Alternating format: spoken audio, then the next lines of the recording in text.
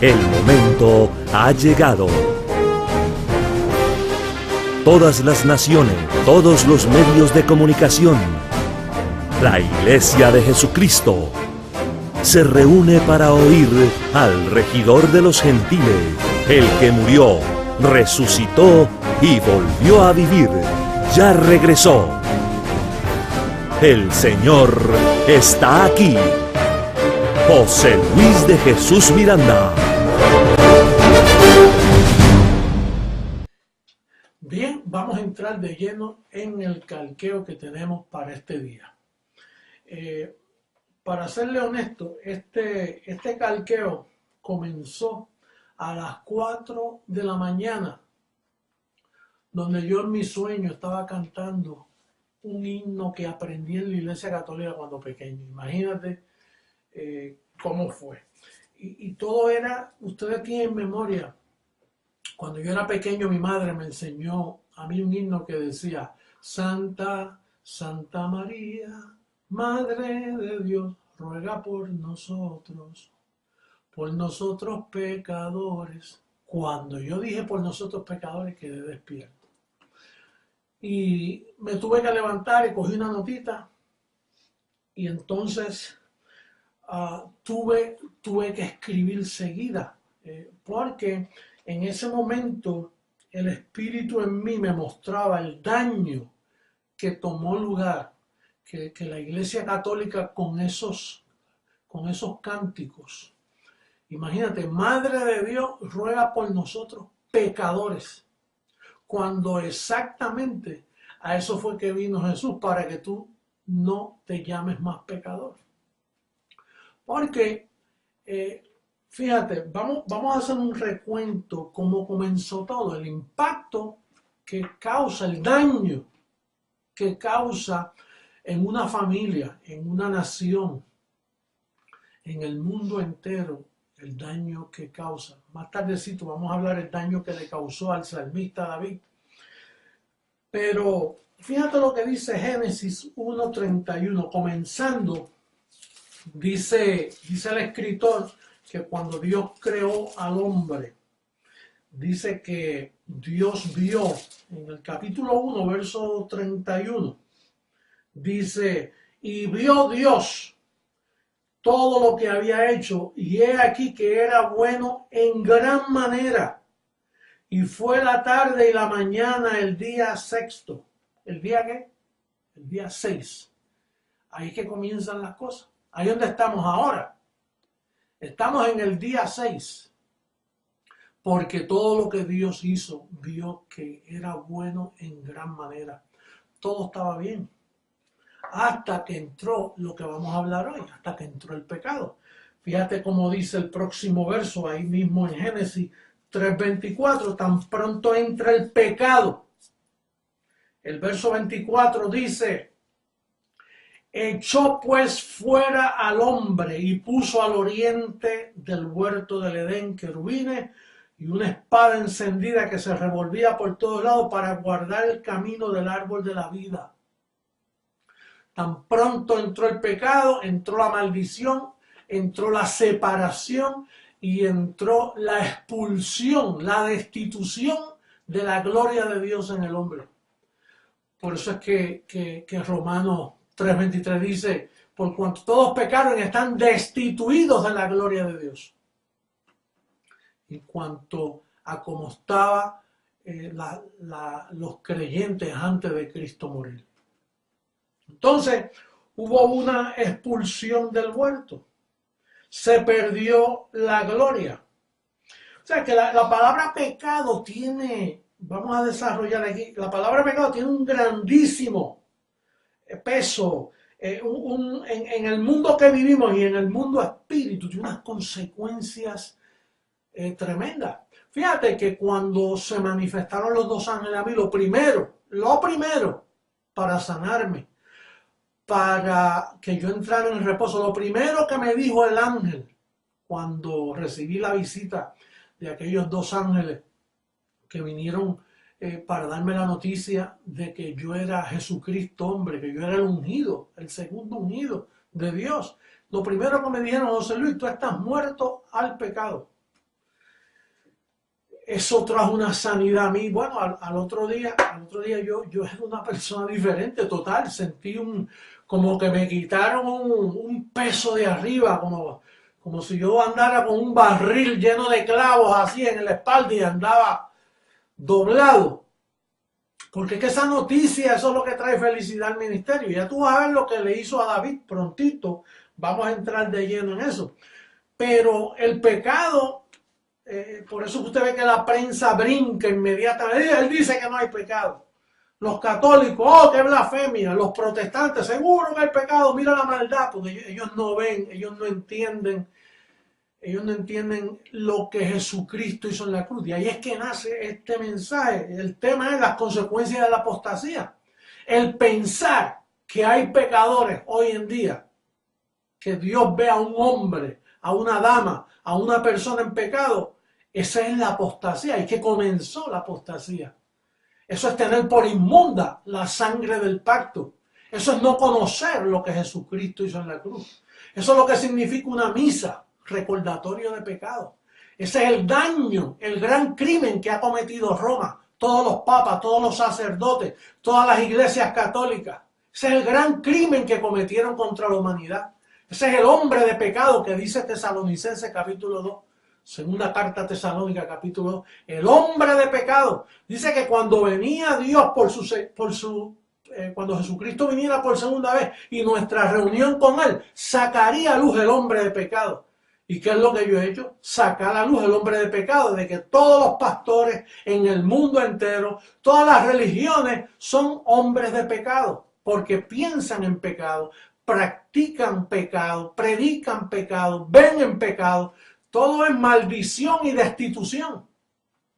Fíjate lo que dice allá en Hebreos capítulo 10, verso 1. Vamos a ver lo que verdaderamente, bíblicamente, lo que está escrito. Esto no son inventos míos ni de nadie. Esto es lo que dice el pacto. Este es el testimonio de Dios por dos cosas que es imposible que Dios mienta. Lo que está escrito. Dice en Hebreos capítulo 10, verso 1 y 2. Mira cómo dice. Porque la ley, teniendo la sombra de los bienes que venían, de los bienes venideros, no la imagen misma de las cosas, nunca puede, por los mismos sacrificios que se ofrecen continuamente cada año, hacer perfecto a los que se acercan. Nunca puede. Esa es la intención de Dios, hacerte perfecto cuando quitar el pecado. Pero la ley no pudo.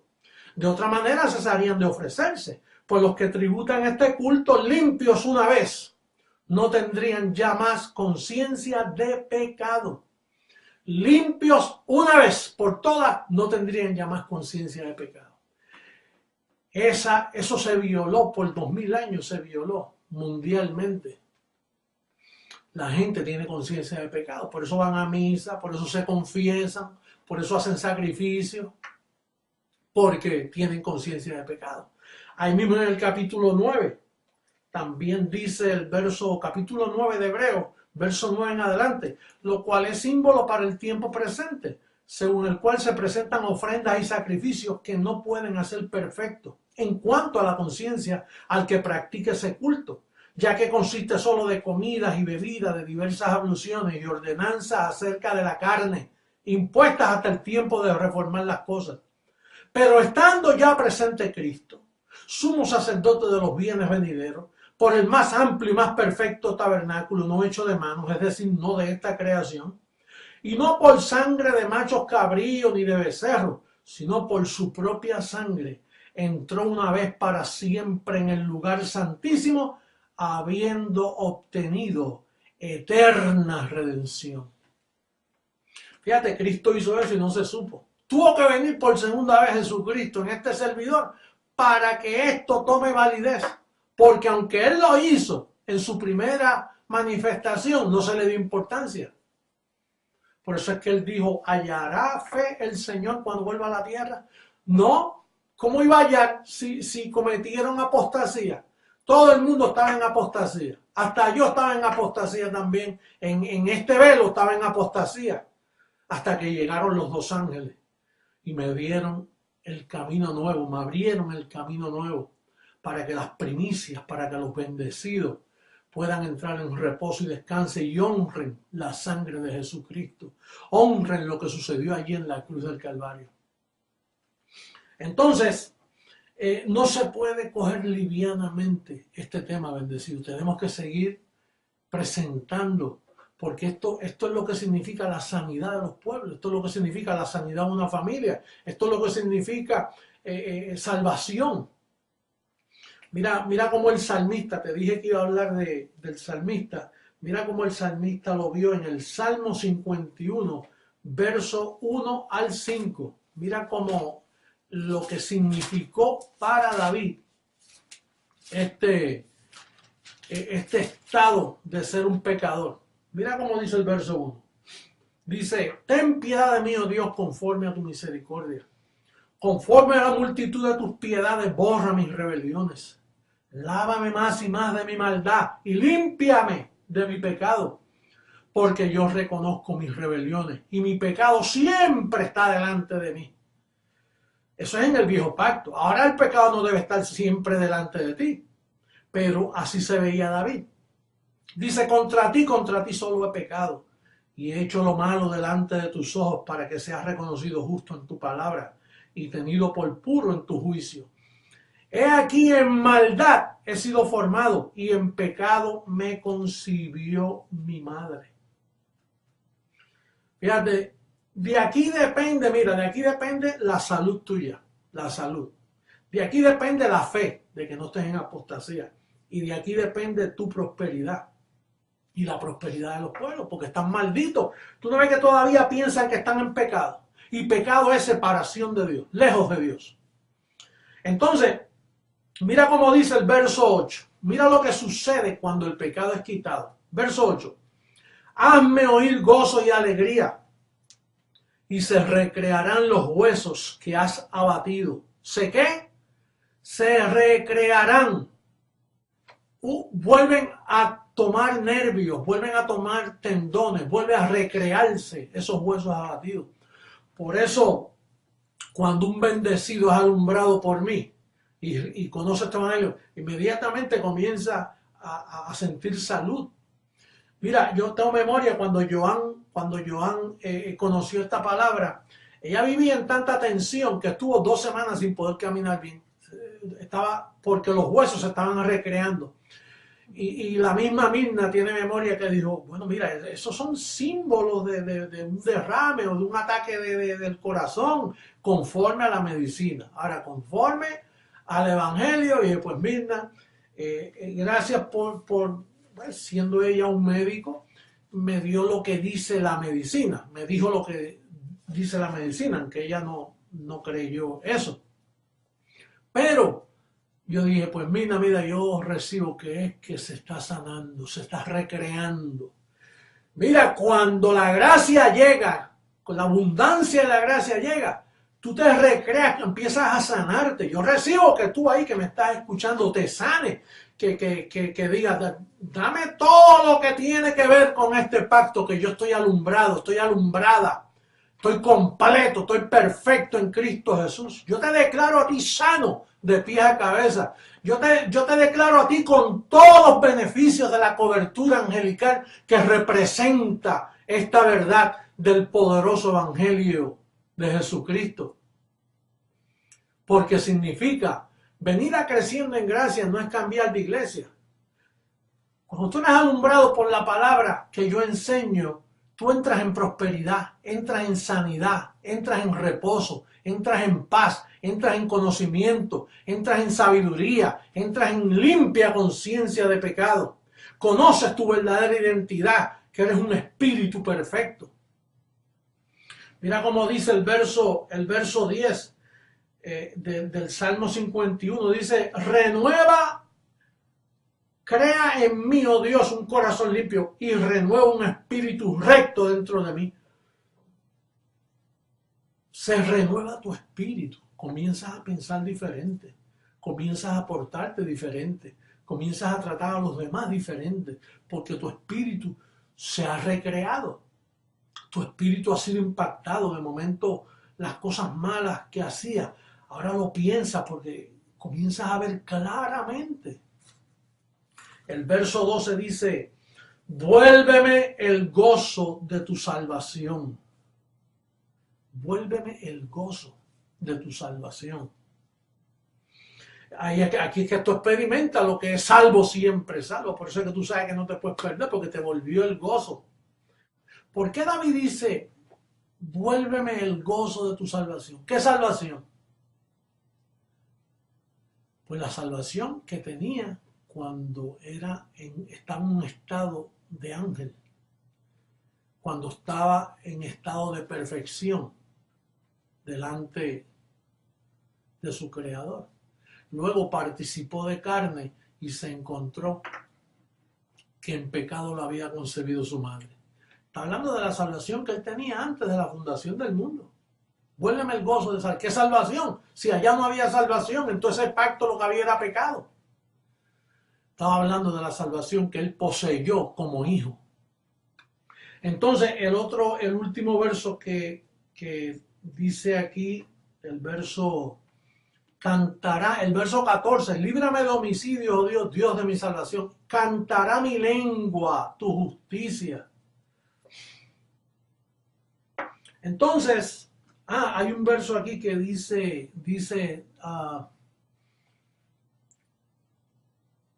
el verso 16 del Salmo 51, dice, porque no quieres sacrificio que yo lo daría, no quieres holocausto.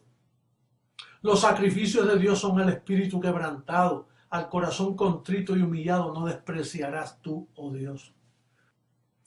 Entonces, la fórmula que Papá Dios iba a utilizar ya se venía anunciando desde Zacarías 3:9, cuando dicen un día quitaré el pecado de la tierra. Isaías 9:6 dice, un niño nos es nacido, Manuel, Dios con nosotros, que quitaría el pecado de su pueblo. Imagínate Juan 1:29, he aquí el Cordero de Dios que quita el pecado del mundo. Todavía Cristo no había ido a la cruz y se venía ya anunciando la fórmula de Papá Dios. Cuando el Cordero fuera inmolado en la cruz, ahí se quitaría, ahí sería la explosión de la nueva creación, ahí se quitaría el pecado. Por eso es que es bien importante entender que Satanás no existe ya. Existió, pero dejó de existir cuando Cristo murió.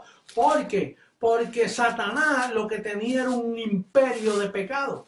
Allá en Hebreos capítulo 2, verso 14, lo dice bien claro que Satanás fue destruido. Dice el verso 14, así que por cuanto los hijos participaron de carne y sangre, como David, ¿te acuerdas? Que perdió su salvación, la que tenía antes de tener carne y sangre. Dice, por cuanto los hijos participaron de carne y sangre, se humanaron. Él también participó de lo mismo, Dios en Jesús de Nazaret, para destruir por medio de la muerte al que tenía el imperio de la muerte, esto es al diablo. Lo único que tenía el diablo era el pecado, el imperio de la muerte, el pecado. Una vez Cristo muere, el imperio se le quita. ¿Con qué se quedó Satanás? Se deshizo, se destruyó, no existe. Entonces no se puede tomar livianamente, mi bendecido amigo, mi bendecida amada. Esto no es liviano. Presentar que no hay pecado es el mensaje del momento. Presentar que Jesucristo se llevó la maldición, compró para nosotros el regalo más grande, que es colocarte en una posición a ti de bendecido, para que se recreen tus huesos, para que entres en sanidad, para que entres en salud, para que entres en prosperidad, para que recobres todo lo perdido.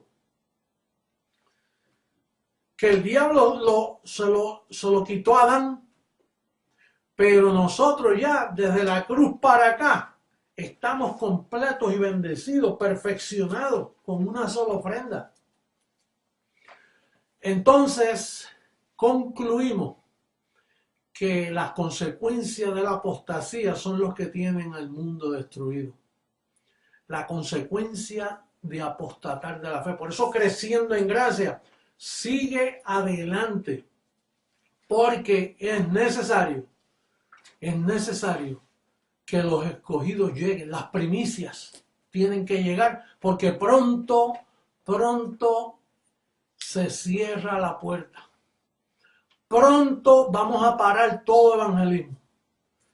En un momento dado le voy a pedir: no hagan más evangelismo, vamos a encerrarnos, vamos a quedarnos quietos, porque pronto viene la transformación. Estamos en tiempos postreros, estamos en los mejores tiempos de la historia. Así que yo recibo para ustedes que ustedes se afirman en esta palabra. Firmeza, convicción, confesión nítida, clara de lo que tú has creído. No te intimides por los de afuera. Sé sabio, astuto, manso como paloma, pero astuto como serpiente, como dijo Jesús de Nazaret. Pero hay que seguir adelante. Para atrás no se puede, ni para coger impulso, como dicen por ahí. El pecado fue quitado, fue echado fuera. Romanos 15, 29, y terminamos con esto. Cuando Pablo se propuso llegar a Roma, Pablo sabía lo que poseía, el mensaje de él. Y en el verso 29, en ese viaje que él tenía para Roma, para España, dice en el verso 29, y sé que cuando vaya a vosotros, o sea, a los españoles, llegaré con abundancia de la bendición del Evangelio de Cristo. Fíjate, Pablo, cuando yo llegue a España, de ahí va a llegarle a los indígenas, a todas las naciones, a nuestros países. Llegaría a Puerto Rico, a Cuba, a Santo Domingo, a todo Centro, Suramérica, el Cono Sur, a todos los lugares de habla hispana le va a llegar la abundancia de este evangelio. Pero ya ustedes saben la historia. La historia es que el traidor de Pedro y todos sus apóstoles le dieron muerte a Pablo en Roma y nunca pudo llegar a España. Entonces llegó el evangelio, sí, el falso evangelio de la circuncisión. Llegó a través de todos estos sacerdotes católicos. Toda la maldición romana llegaron a nuestros países. Cuando yo era pequeño, que yo llegaba de mi escuela, yo veía que mi madre tenía en la puerta: somos católicos, apostólicos y romanos. Y yo decía, ¿qué significará eso? Somos católicos, apostólicos y romanos. ¿Católico? ¿Apostólico de qué? ¿De Pablo? No, de los 11 falsos. ¿Y romano? ¿De qué? Del falso evangelio que salió de Roma hacia España y llegó a nuestros países, trayendo muerte, trayendo maldición, trayendo miseria, y por eso la creación está revuelta. Por eso la creación está gimiendo, la naturaleza está revuelta, y están sucediendo todas estas catástrofes. Y nosotros seremos guardados, pero viene más, viene mucho más, porque ya el tiempo ha llegado. Bendecidos con toda bendición, y recibo que ustedes salen de aquí con una confesión poderosa. Yo los declaro sanos a todos, los declaro bendecidos con toda bendición, los declaro reinando en vida, los declaro con el celo que debe tener uno que ha recibido el verdadero evangelio de la gracia de nuestro Señor. Será hasta una próxima ocasión.